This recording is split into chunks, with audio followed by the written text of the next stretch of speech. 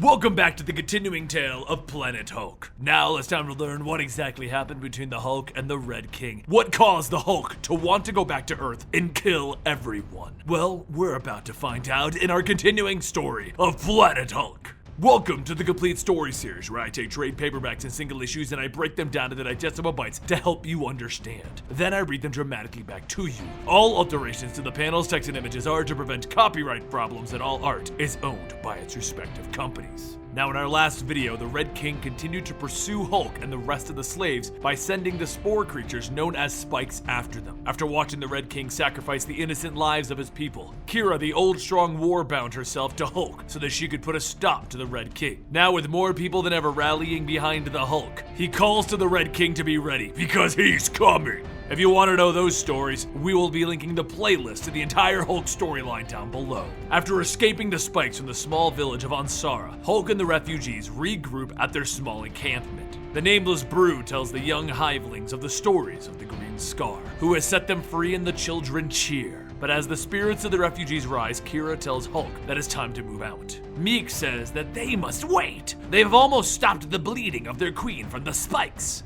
And Kira tells them that if they stay, the Imperials will catch up to them and they will all be dead. Just as she says that, a fiery blast shoots through the camp. Everyone turns back to see the Imperial army herding the spikes in the direction of the camp. Kira stands before the army telling them to please listen, but the Imperial captain shouts that the Emperor commands this. They won't be stopped until every rebel is dead. As the Imperial army begins to push the spikes forward, Hulk says, "Forget this," and he slams his fist into the ground. The shockwave splits and cracks open the planet, causing the lava below to rise and wash over the spikes. While the others help the refugees escape, Meek flies up to the hover platforms and begins knocking and throwing the Imperial army down into the lava. One of the Death's heads manages to shoot back up onto the Hulk's platform, causing it to tip over. Elio tries to grab a hold of the Hulk and Kira, but down in the lava, Korg tells her not to worry. He's got it covered. Just as the Hulk and Kira fall, Korg grabs a boulder, tossing it into the lava, creating a platform for the two of them to land on. And just then, a creature surfaces out of the lava, screaming! And Kira shouts that it's a macaw!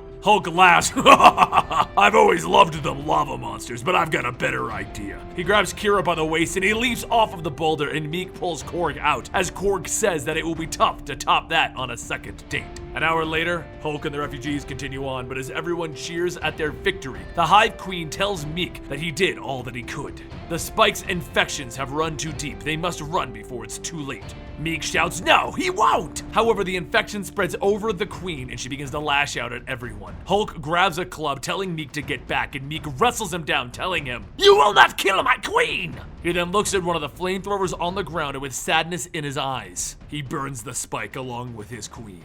Everyone watches in silence, and as Meek stops the infection, he then kills the last remaining queen of the Hive. Jerome tells Kira that it is time. They must see the Shadow Elders, they must listen, and they will help their cause. Hulk turns back, stating that he doesn't need their crummy, but Jerome stops him, telling him that even he cannot fight the Imperials alone. And so the refugees march through the deserts to find the Shadow Elders. As a passing sandstorm blows over, the Hulk pulls the tarp away, feeling a rumble coming out of the ground. And then he looks out to see several Corkers, and behind them, the Shadow Elders. Hulk runs in to battle the Corkers, and then one of the elders tells Hulk that they did not come to fight. The Corkers came to find him. One of the refugees asks, "Who are these people?" And Archie, the robot, tells him, "Let's see, they are tall, gray, and wrinkled. I'd say that they're the Shadow Elders." One of the elders calls out to Kira, asking why is she here, should she not be serving the Emperor? And she tells him that she no longer serves the Emperor. He has released spikes on them, and it will bring doom to them all. The elder says that she must go back, she must mend the rift, but Jerome stops him, telling him,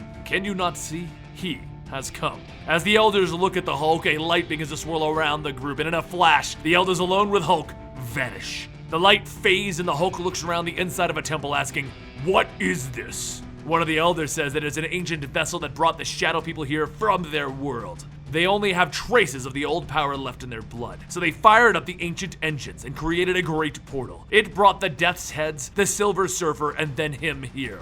The Hulk asks, "Why?"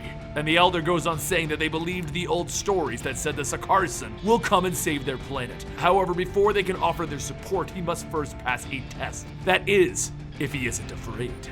The elders gather around Hulk and suddenly he is shocked and the images start to flash before his eyes. The images are of when the Hulk had fought against his friends, and the voices of the elders tell him that even though they are his friends, they challenged him and they will do so again because he is a monster. He laughs, telling him, "Yeah, but so are you." And one of the elders tells him to look deeper. The images begin to change, and then he sees Tony Stark, Reed Richards, and others, all telling him that everything he does ends up in death. He punches the image of Tony in a fit of rage, and then he shatters it. The images all begin to fade, and the Elder asks how can he unite when his heart is so full of hate. He is not the Sakarsan!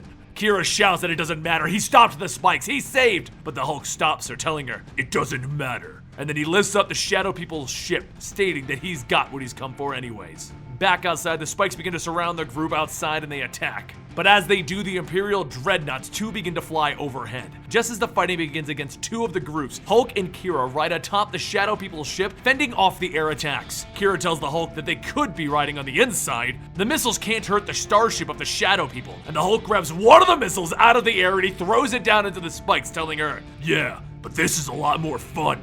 From inside of the ship, Archie says that he just about had the EMP ready, and suddenly a light shines from the starship and all of the dreadnoughts begin to lose power and fall to the ground. The Hulk says, "All right, next stop is Crown City." As everyone gets back in the ground, Hulk tells Meek, "You can smell it, right? The spikes. They're trying to chem with them." Everyone looks around at the spikes not attacking, and the Hulk begins to walk towards one of the fallen ships containing the spikes. Before walking into the ship, the Nameless Brood says that they are calling for the Hulk inside of their ship, and Meek says they can't trust these stupid little spikes. So what are they gonna find inside? Hulk inside sees a larger formed spike, and he tells him, "Bigger spikes." Back outside, Elio and Jerome wait for the Hulk's return when a group of Sakarsans walk up to Elio, telling her that these men have come to see her. They say the Red King's days are over and they call for a queen! Suddenly an explosion goes off in the distance and Elio tells everyone that they will fight their way to the city. But before she can go very far, the people around Elio burst into flames and the Red King floats down, telling them, "It's always so satisfying cleaning house, isn't it? Now, would you like to die by incineration or decapitation?" A loud stomp can be heard and the Hulk asks, "What about option 3? I kick your ass." Before coming out, Meek says, "These are the Spike Fathers. They are coming with them, telling their stories and sending their memories. They are known as the Spikes, killing spores that consume any organic material that they touch. But that is not who they truly are. In their natural form, they live out in space, absorbing the cosmic energies from the dying stars. Every few generations they migrate, but as they passed by our planet, something went wrong and their ships crashed onto the surfaces. Without their cosmic energy, they lost their minds and souls, and went insane, consuming everything that they touched. The Emperor's robots forced them into the ships and launched them on our shattered moon, locking them in the hull for generations. Now, the Emperor has brought them back, and their children run insane through the world." The father then says that for a little while they can help, only if they help in return. Back in the current time, the Red King knocks Hulk to the ground with his fiery sword, and Hulk tells Meek to chem, so the Red King can see. That way, when he beats him to death, he'll see why. Suddenly, the Red King stops and begins to see the lives and stories of all of those that he's affected, and when they fade, he tells everyone, "What do you want from me? Tears? I killed them as my right, as my duty, as my pleasure." The Red King slashes at Hulk, and after breaking through his arm guard, the Hulk takes both of his fists and cracks the Red King across the face. After punching him away, the Red King fires 2 missiles, stating, "Yeah, well, I can get mad too." The Hulk walks through the blast, smacking him away, telling him, "You're not mad enough." The Red King picks himself back up and he tells Hulk, "I'll give you one last chance to kneel before me, or I'll burn everything that you've ever tried to save." The Hulk tells him, "You're dead." And the Red King turns back, pushing a button, telling him, "No, we're dead." The ground begins to crack, and through the splits, the lava starts to rise up, spewing and tossing into the air. Kira says that as the old strong, the planet speaks to her, and it cannot hold. The Red King has cracked its plates. Hulk listens to the refugees as they ask, "What are we going to do? The planet is splitting and we're all going to die." He then jumps down into the hole and he begins to swim through the lava, down to the shattered plates. With all of his strength, he pulls and he shifts and he pulls! Back on top, Kira says that the plates have been shifted. And Cord tells her, of course he did it, he's the Hulk. Seconds later, Hulk shoots out of the lava up into the air and he punches through the Red King's shield, shouting, "Die!" The Red King's body is thrown through the city walls into the Wild Bot forest. Some of the locals shout that it's a Wild Bot, but the Red King gets up yelling, "You're just stupid slaves! I am no Wild Bot!" And then the sounds of clicking can be heard as a spike shoots through the Red King's back. As the rest of the wild bots come out, all that can be heard is the screams of the Red King. Hulk then lands in the middle of the city, crushing the Red King's pauldrons, telling everyone, the real monster of this planet is dead. Everyone begins to cheer, and Jerome says that the war is over. Let the peace begin. Though the war with the Red King is over, the Hulk leaves with the Spike Fathers. As the night falls, the arena cheers for their new king, and as Korg hands Hulk the crown, Hulk asks, was this your bright idea? Korg tells him that he did this because he knows that he can do this. He has the strength and the will. And as they look back at Hulk on the throne, the Spike Fathers all offer their tendrils to Hulk, sucking the gamma radiation.